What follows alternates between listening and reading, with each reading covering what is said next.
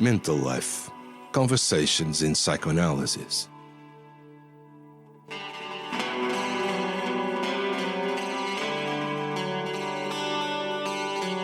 Conveying psychoanalytical thought simply.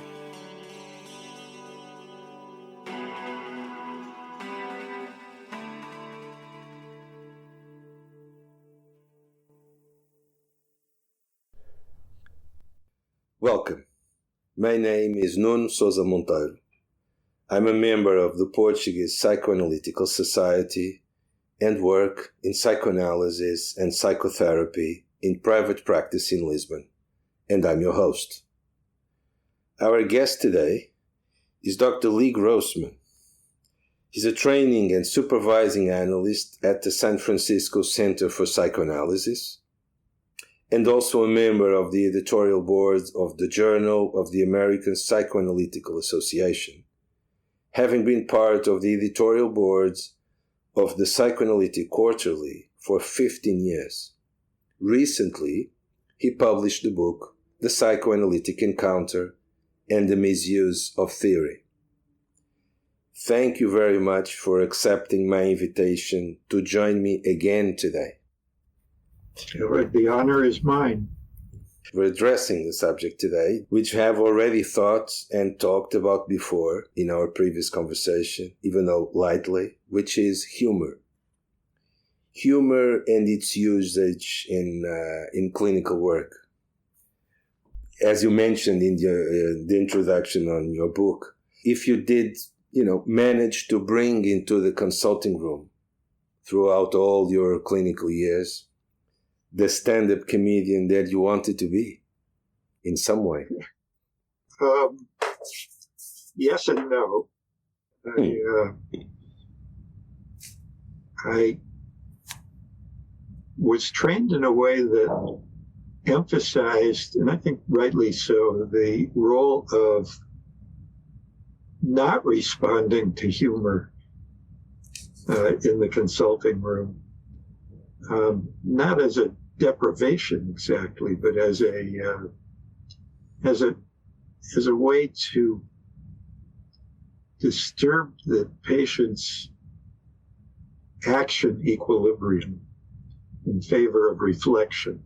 So I know that's a lot of words, so let me tell you what I mean. If you tell somebody a joke and they laugh, you share something that doesn't involve personal reflection. You just share the experience in some way. If you tell somebody a joke and they don't laugh, it catches them up short. It makes them self-conscious. And self-conscious in English has a pejorative meaning. It implies embarrassment, etc.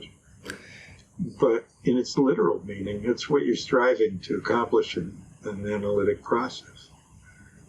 And so I can remember, for example, a patient who used to try to engage me.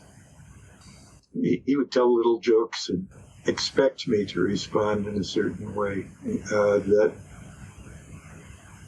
I think tacitly implied that we weren't going to actually think about what he was saying. We weren't going to take it seriously. And then at one point, he told me a joke, and I said completely deadpan, "Ha ha." Just like that. Yeah, just like that. Yeah. And he was, briefly upset by that. But then he started to think about the joke he had tried to tell me and the sadism that it concealed, and effort to engage me in a way that meant I shared his sadism and therefore made it tolerable. So that's kind of typical of analytic training, I think. I don't know if it's internationally true, but in the sense that its first premise for beginners, not responding to social cues, automatically forces the patient into a reflective mode.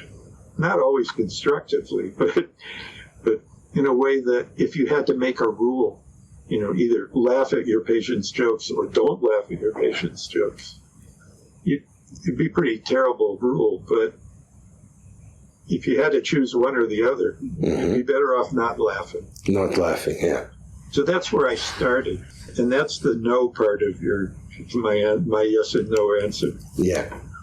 The yes is, the longer I've practiced, the more I came to realize that most of the time my interpretive work started with a sudden awareness of a joke, or a sudden awareness, even more commonly, a sudden awareness of a cartoon from the New Yorker magazine. Yeah. I don't know why my mind works that way, other than I was brought up with the New Yorker magazine and studied their jokes from an early age. But so it would occur to me that the joke was telling me something, or I sometimes realize in retrospect that I had gotten around to my decision to say something to a patient interpretively from a starting point that was a joke or a cartoon. Jack Arlo once told a story, gave an example of that from his own work, although he wasn't trying to make that point, in which he had a patient who was telling him a story, and the story involved a religious practice. It was a religious Jewish man who sometimes he had the urge to fart when he was in temple. Well. And his way of handling that was to take 3 steps back from the bar where he was at prayer and fart.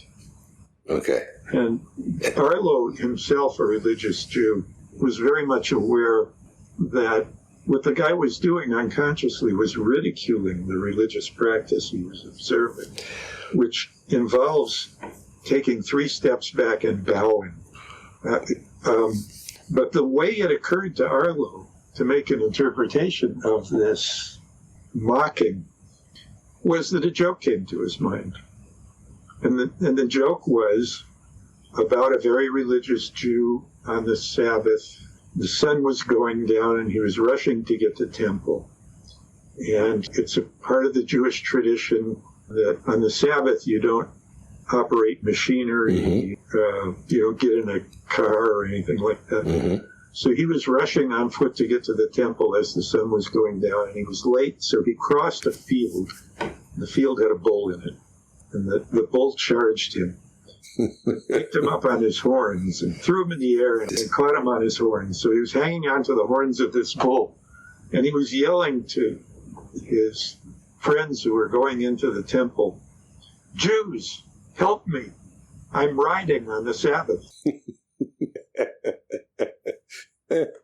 Yeah. And the joke alerted Arlo to the fact that, to the mocking quality that he then went on to sort out with the patient, obeying the letter of the law while making fun of the intent. Yeah. Well, I was thinking that on our previous conversation on the subject of humor, Freud's work on jokes. And when you told me, well, it's not where you go for laughs. That's got to be the dullest book Freud ever wrote. Oh, yeah, absolutely. I totally agree with you. Actually, I have been thinking a lot about this. A lot of the times has to do with the way we word ideas. Also in my daily clinical work, a lot of times there are some jokes that cross my mind, or funny sides of things, sometimes dark humor. I think that it enriches the communication, it enriches the environment, the atmosphere. In general, our profession lacks some better humor. Oh yeah, by and large, I would agree with that. Mm-hmm. I wouldn't blame it on Freud, but I would say okay. Right. that as a general rule, and there are plenty of exceptions, analysts, I think, take themselves far too seriously. Yeah, I agree. Yeah, I wasn't trying to blame it on Freud, at least alone, but I was. I think, I don't know if you agree, but that it has to do with at least my experience here in Europe, in Portugal, that the way we're trained, we're expected to consider ourselves too seriously. Yeah, I think sometimes a joke is the most economical way to communicate a very saturated point, a point full of nuance, just as poetry is a way to do that. Yeah. I think those are wonderful clinical moments that we hear about in vignettes all the time. Not so much in the literature, but more in the stories we tell each other. Probably they appear less in the literature than in our stories because for some reason we're a little bit ashamed of that. But do you agree that to have a good sense of humor is a plus in our profession? Oh, absolutely. In fact, I'm very mistrustful of analysts who don't have a sense of humor. Okay. For the same reason that I think of evaluating a patient's sense of humor is an important part of a diagnostic assessment. That it's a very bad prognosis if your patient has no sense of humor. Okay.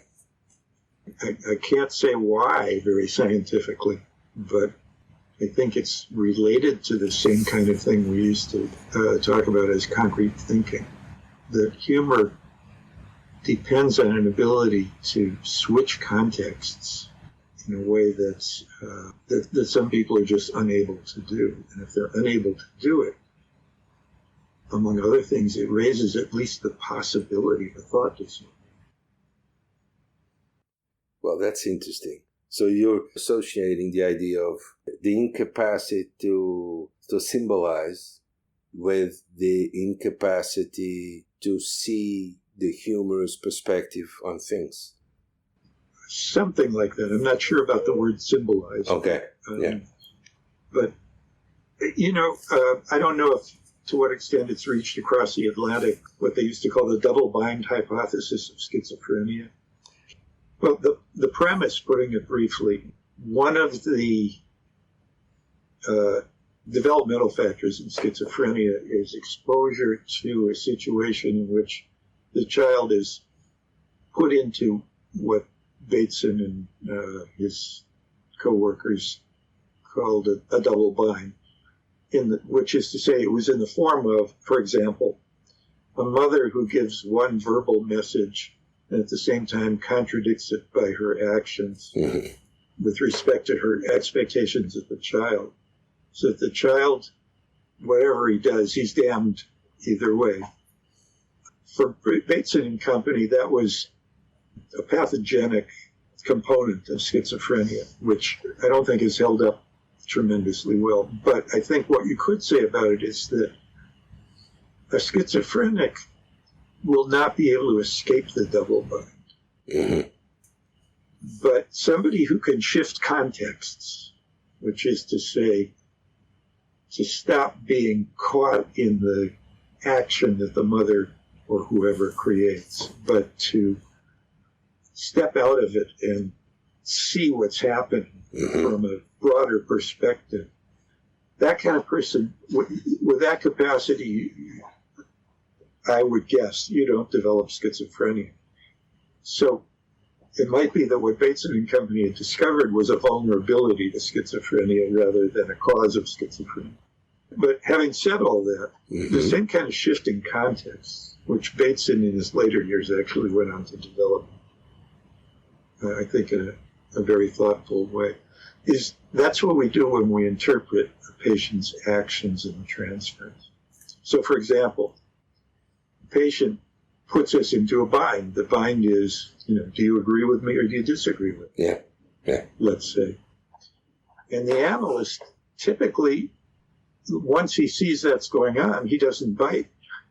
And what he does instead of biting is he interprets the dilemma.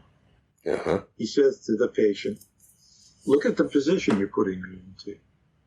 You're making it so whatever I do, it's going to be wrong. Instead of, making a choice that has to be wrong. Well, that's the same thing that humor does. The same interpretive act of stepping out of the enactment with the patient and describing it is what happens in humor when, let's say, a comedian leads you along a certain path, building up your expectations that you're going to arrive at the end of this path and things are going to be a certain way, and then at the last second switches the premises in a way that they're not even in the same ballgame anymore. Mm-hmm. And that's jarring, but it's jarring in a very constructive way. Yeah, that's what I was thinking. Because it's thinkable, the way that the comedian does. It's more than that. You might not be seeing the twist, of course, but you're taken by the hand. So you can think. So good sense of humor, it's protective in a way of the thought processes. Oh, I see what you're saying, yeah. There's a trope in films these days. Give an example from a particular film. It was in the film Goodfellas. Oh, yeah. Okay, I'm glad you know that one. Oh, yeah, it's one of my favorites. There's a scene early on in which the two gangsters played by Ray Liotta and Joe Pesci are having a conversation, and they're kind of mutually teasing. They're drinking. It's all very pleasant. And then Pesci, who's the more senior guy and who's known to be quite explosive, suddenly takes offense at something that Liotta says. And the tone changes completely. Suddenly the interaction is very tense. And Pesci is saying things like, so you don't think I'm smart enough to do this? Is that what you're saying? Mm-hmm. Liotta's trying to back off desperately. And it goes on, and it builds on. It gets more and more tense. And we're looking at Liotta's face, and he's the one who's very much on the spot here. And there's a long silence, and we see that tension in his face. And all of a sudden, he bursts out laughing. Yeah. And so does everybody else, including Pesci. Teasing part of it is disturbing, and teasing is a whole other subset we could be talking about. Yeah. But the way in which the laughter became the escape from, basically the decision, if you want to call it that, to treat the entire interaction as a joke is what saved Liotta. Yeah, absolutely. It's what helped him escape from this inescapable dilemma he was facing. To change contexts is the way I would put it, or Bateson might put it. He suddenly takes a view of the interaction from outside instead of from within it, which, is what happens in interpretive work, I think. I was thinking exactly that. Listening to the conversation that's happening there. I think it enriches the perception, maybe enriches also the interpretations. I think that's right. The way that shows up clinically in my work is that I always have a question in the back of my mind, no matter what I'm doing in the interaction. And the question is, what are the two of us doing right now? Not in the sense of what's the nature of our project, our task, but in the sense of what are we enacting? What roles are we playing? And I think everybody has a version of that. It gets glorified by the phrase, the analysis of transference. Essentially, the action required of the analyst is at intervals, and I don't know what intervals, any interval. The analyst has to step out of the action and observe the action, including his own contribution. And it's the ability to move back and forth, in and out, between those two positions, between participating and observing, that makes our work possible. At least it makes interpretive work possible. I know there are schools of analysis that don't even talk about interpretive work, but that's how I think about analysis, is interpretive work. I don't know if you agree, but we need a certain sense of humor also to do that. And why? Because, again, I'm not talking about jokes or anything like that, but specifically a developed sense of humor. Because to change positions, again, not taking myself too seriously as the psychoanalyst who's listening and interpreting and has a bunch of answers, supposedly, but that change, it implies, I think, a sense of humor. I think that really enriches the work. I completely agree. There was an analyst, and I can't remember who it was, but an analyst of the generation before mine, who once said that the main thing he learned from his own analysis was that even life and death weren't life and death issues. And I think that captures what you were just saying. What he's saying is, life and death is a life and death issue when you're caught up in it. But if you can step out and look at it, it stops being a life and death issue. This is one of the lessons of Zen Buddhism as well. And Zen training, for Buddhist training, has in it some similarities with what we're talking about that ideally should be part of analytic training as well, which is to say that in the process of, when you read what the Zen masters do as teachers, what they do seems kind of nuts. The student will ask them a question, does an animal have Buddha nature? And the master will answer by putting a shoe on his head and yelling. Yeah, that's it. I mean, it makes no sense. It's completely nuts. But you do stuff like that enough times, and the aspirant is thrown back upon his own devices to reflect. He's thrown back to consider, was my question as meaningless as the answer? And I think it's a similar kind of a process. It basically says, similar to an interpretive analytic work, that one of the things we do with what the patient presents us with is we respond in ways the patient didn't expect. And it shakes him out of his perspective, the pathological perspective, whether you're an aspirant Buddhist or whether you're a patient in analysis. The pathological perspective is the world that, as I see it, is the world as it is. It's the view that nothing could be different. Mm-hmm. And so the first thing the analyst does, and the first thing that the Zen master does, is disturb that pathological equilibrium. The first thing he does is he says, I'm going to not respond the way you expect me to respond, and therefore I'm not going to be part of your world. And so if you have the ability, you're going to have to move in some way that shifts you to realize that there are other alternatives. Yeah. And I think humor does the same thing, and art does the same. Oh, absolutely.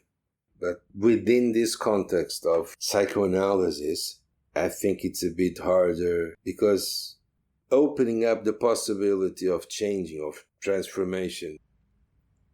The enemy in the piece is rigidity.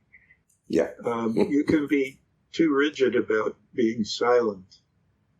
But, if you think about the underlying premise of that, quote, rule, unquote, or being, not smiling, whatever it is.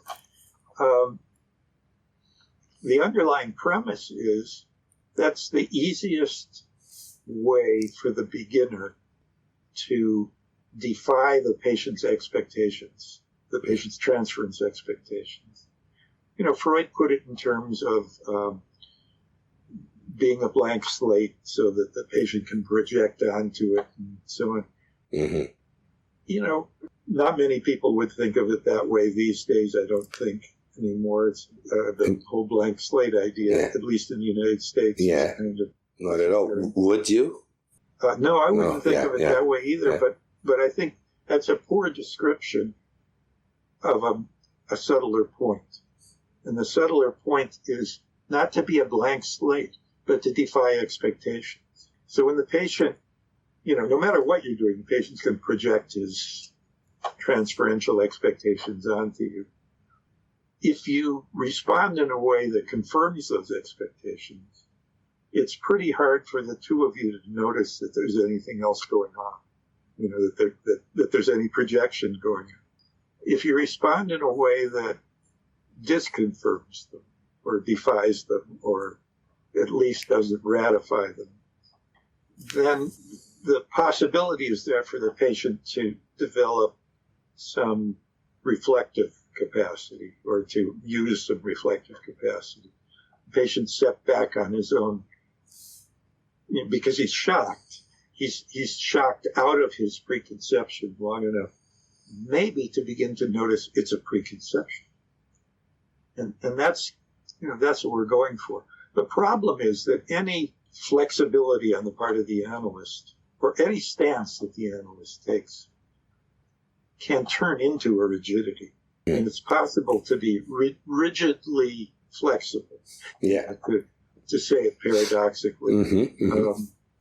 The developmental version of that comes to mind is I grew up with a young fellow in the 60s, classmate of mine, whose parents were very enlightened psychologists. And their theory of child rearing was, if your child is rebelling against you, then there's something wrong. And therefore you should be flexible, if you like. You should go along with him as far as you can. All accepting. Everything's accepting, right? So when this kid said, in effect, well, I'm going to rebel, the parents said, well, we're going to go with you. and this is a guy who had a tremendous time growing up. I mean, in important ways, he never did grow up. He's lived with his mother until he was probably 60. Just to show some of the obvious dangers of that. But the problem wasn't that they were too flexible. The problem was they, in a certain sense, they thought of themselves as flexible to a point where their flexibility became a rigidity. It became a role that they had to always play the same way. And so what they did was, in effect, convince their son that the world needed to be the way he experienced, which was the way he experienced it with them. Yeah. So he wasn't able to get out of those very rigid borders, so to speak. Yeah. But it's the opposite of what we usually think of as rigid borders. But like you said, being rigidly flexible. Yeah. So how can we use humor? I mean, and by that, now I mean, can I laugh at something that my patient brought to the session? So the question can be, can we laugh at all? Well, I think what we're talking about is, in a certain sense, we're putting the question incorrectly. I think the question is not, should you laugh or should you not laugh, as we were saying. And, it's a shorthand that nobody would object to say, there's really no rule about that. You have to take each situation as it comes and so on. But I think behind this is an assumption that we all tend to make that's incorrect about the analytic situation and about ourselves within it as therapists. I think, and that is that we decide how to feel and we decide how to be. And I think the problem is if we think there's a right way to be, no matter what the right way is, and we try to force ourselves to be that at all times, we're going to create the very rigidity that we're concerned about. And to the contrary, I think what we need to do is to acknowledge that above all, in the therapy situations we find ourselves in, we're going to end up being ourselves no matter what. Therefore, we ought to try to get as comfortable as we can with the idea that we're going to be ourselves and just keep following along, not being oblivious to the impact being ourselves has, but also not being ashamed of the fact that we have a self to be. What we do is we do what we do, whatever it happens to be. And then we try to make sense out of what happened. And it's always got a certain, at least briefly, retrospective quality to it. Yeah. We're always looking back a little bit to say, well, what just happened here? What did we just do? Yeah. What have we been engaged in? Sometimes you can be engaged in something for months before you do that. Sometimes, 10 seconds. I think so long as the process keeps those questions open, then we can and should dispense with pretty much all rules about how do we behave. And we can start with certain premises, like keep the field as open as you can. That's a premise. Mm-hmm. But if you try to translate that into an action on the analyst's part, therefore the analyst should do the following in order to keep the situation open. There comes the rigidity. Yeah. Because everybody's different. Yeah, absolutely. Well, I wasn't really thinking just exclusively on the laughing or not laughing, but the possibility of being open, not just to laugh, of course, but to engage in the humorous parts of the whole situation. Maybe there's no point in saying, well, analysts should have a sense of humor, because if they don't have it. Well, if they don't have it, they probably shouldn't be analysts, but that's my prejudice. Also, I think, I do think there are certain analysts I could name who are pretty good analysts, but if they tried to be funny, it would be a disaster. Yeah. Yeah. Cringeworthy. Yeah. Yeah. What a field we work in. Apropos your original question, there was a time when Norman Ryder, who was a very talented and very funny man from our faculty, was in analysis with Otto Fenikel. He was, among other things, a collector of jokes. And Ryder was a joker.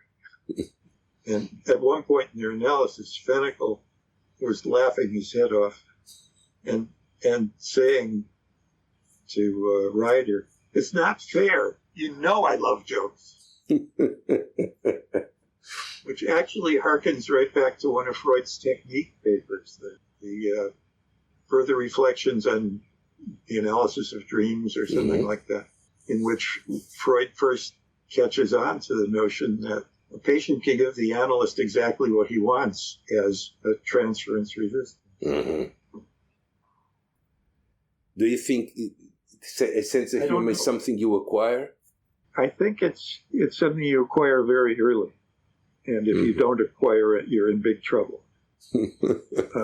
How treatable that is in an adult if you haven't acquired it. Luckily, I haven't had a lot of experience with that. I've had some. But I don't know. I mean, there are people that work with schizophrenics in therapy, and I admire them, but I don't try to do it myself. Yeah. So I just don't have the expertise to answer that. Uh-huh. I would certainly say if you wanted to judge the progress of a psychotherapy of a schizophrenic, following his capacity for humor would be a good way to do it. And with other kind of patients too, or specifically with schizophrenic patients? Actually, with anybody. I feel more secure about that when I'm not talking about schizophrenics. Your idea, as I understood it, is following the growing or the more developed or enhanced capacity for humor. Well, I think that's a sign of progress, if that's what you're saying. But I don't know how it factors into the day-to-day work. Yeah, well, me neither. I was just asking. I was just trying to follow your idea. I think I don't know how to do it, like to assess it. We do that all the time with other capacities, and for example, looking at the one of the ones that I think we do automatically is we listen to the stories our patients tell us about their significant others, but about the people in their lives, parents, loved ones. And one of the things we expect to see if we look back at an analysis, over an analysis, is that over time, we expect that their descriptions of the characters in their lives will become more and more nuanced, and less caricature. Mm-hmm. I think it's related in the sense that capacity for nuance is part of the capacity for humor, or related to the capacity for humor, in the sense that if you don't have any nuance, if everything's black and white, if everything's concrete, you can't do the contextual shifting that's required to appreciate humor. That's very interesting. You know, in my book, there's a chapter called Inventing Oneself about my work with a schizophrenic woman. The work was over 20 years, and I would not call it successful as far as my contribution to it went. She did improve in important ways, and I'm still not convinced that I understand why or how she improved. But one aspect of her, the reason I bring her up now, is that she thought she was funny.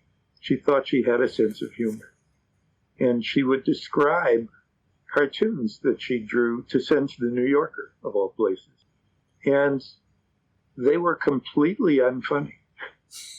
They were, I wish I had kept literal track of them to study them. I didn't.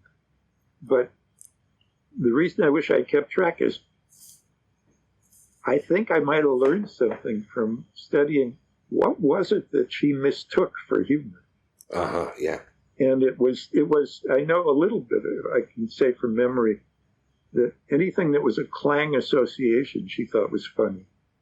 So you might say that she demonstrated the fact that the most primitive form of humor is a pun. Mm-hmm. Yeah. Where one word is replaced by another just because it sounds like it. But she couldn't make a play on words where, words are substituted for other words based on a shift in meaning. That was not in her repertoire. It's interesting that you said that you ended up not keeping her so-called cartoons, or that's what she called them. No, I never saw them. She just described them. She didn't take them to you? No. But do you think there was some improvement in her own sense of humor in a way, in the end, or not even then? I don't think we got to that, although it's possible it might have been there and I just didn't see it, because what she did accomplish that was remarkable to me, particularly because she did it without me, for all intents and purposes, was she got a little bit more reflective in a certain way, which was she reconsidered some of her opinions about her very critical opinions of people in the world, myself included. Mm-hmm. I went from being a sadistic villain to being a guy who can't control himself, which was fair enough. She gave me a little credit. It's a little bit like going from the perspective that the world is a grand conspiracy against you to the fact that bad stuff happens, accidents happen. Now, I was thinking that you were expressing your thoughts on the patient, but then the joke occurred and some humorous perspective. And I was thinking how important that can be, thinking of my own work with supervisors. In your training, do you get any training about how to supervise? No. I've never heard of that, actually, except I had the very good fortune in my psychiatric residency training before I went to the Institute for Analytic Training. I had a supervisor. Well, there was a course taught by an analyst who taught us how to supervise. Or, it was the only course I've ever taken about how to supervise. I've never heard and about he had it. a very simple premise, which I've carried with me to this day, with subsequent modifications, which is that you have to get to know a supervisee with the idea of understanding how does this person learn best, and that every supervisee is different. The modifications have to do with the fact that every supervisor is different too. But, but I found it a very helpful starting place to think about doing supervision. And, there are some supervisees who, if you told jokes with, or even struck a lighthearted mood with, they would feel like you weren't taking the work seriously. Mm-hmm. There were others who would, have their anxiety so relieved by that they'd be able to think more freely. But, what he did was he got me started along the line that I ended up expanding in my book and through my work over the years about all the work we do, which is, it's personal. You have to figure out who you're feeling. I was thinking about Anna Freud's concept of developmental lines. Mm-hmm. And it occurs to me that I've never read anything about a developmental line for humor, for the sense of humor. I hope somebody will write it. Well, I tend to think about the humor as a subject normally tend to be avoided in a way. Maybe because it's not serious enough. Obviously, it's not like a noble topic within our realm, I think. Well, analysts, I think, particularly analysts in training, have a task which is something like late adolescence, in the sense that what you hope to do is both get as much as you can from the wise people that are teaching you, and then find a way to get the hell away from them.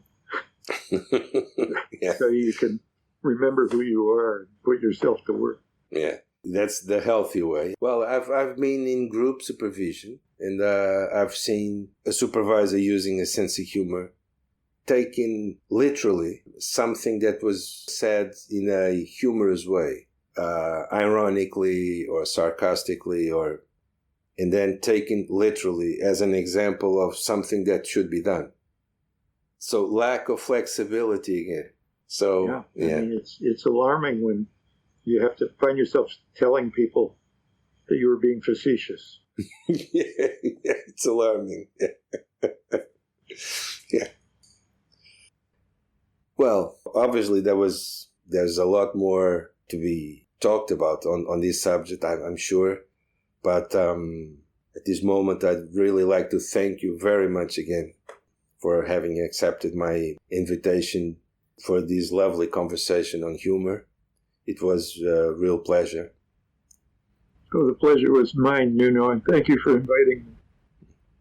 Thank you. Thank you very much.